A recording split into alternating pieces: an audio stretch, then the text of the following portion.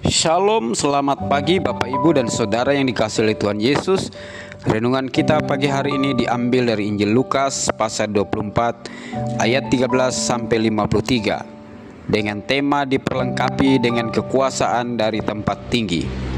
Lukas 24 ayat 49. Dan aku akan mengirim kepadamu apa yang dijanjikan Bapakku, tetapi kamu harus tinggal di dalam kota ini sampai kamu diperlengkapi dengan kekuasaan dari tempat tinggi.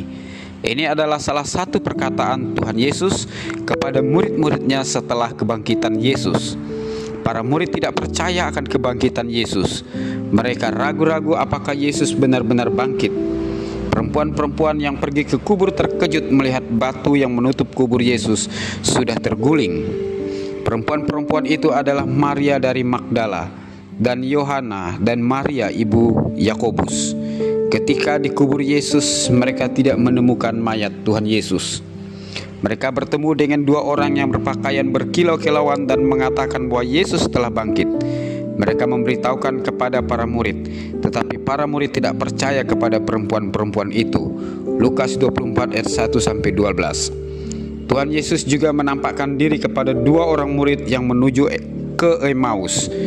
Tetapi kedua murid Tuhan Yesus tersebut tidak percaya akan kebangkitan Tuhan Yesus.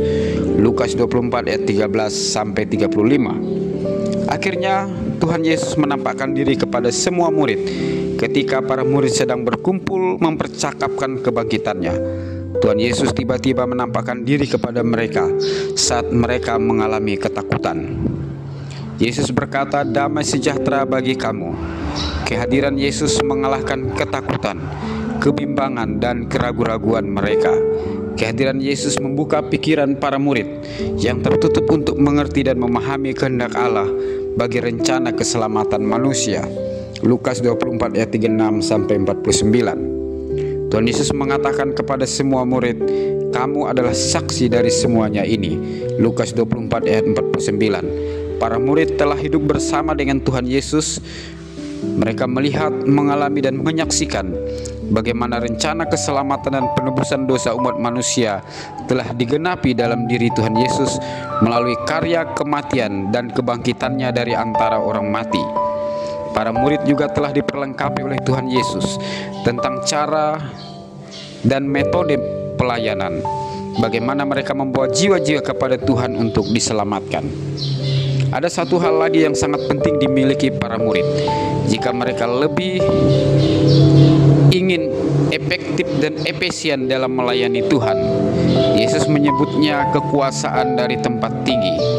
Kekuasaan dari tempat tinggi itu adalah Roh Kudus. Roh Kudus berperan penting dalam kehidupan orang percaya sebagai penghibur, pembimbing, dan pemberi kuasa dalam pelayanan.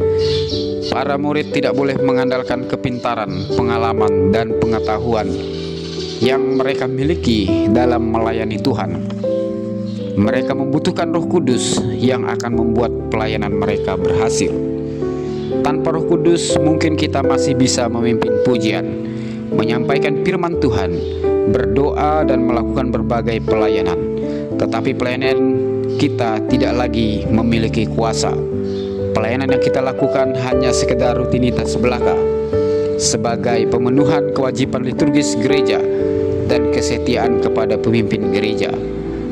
Pelayanan kita bukan lagi sebagai ketaatan dan ketundukan kepada Tuhan dan kuasa Roh Kudus.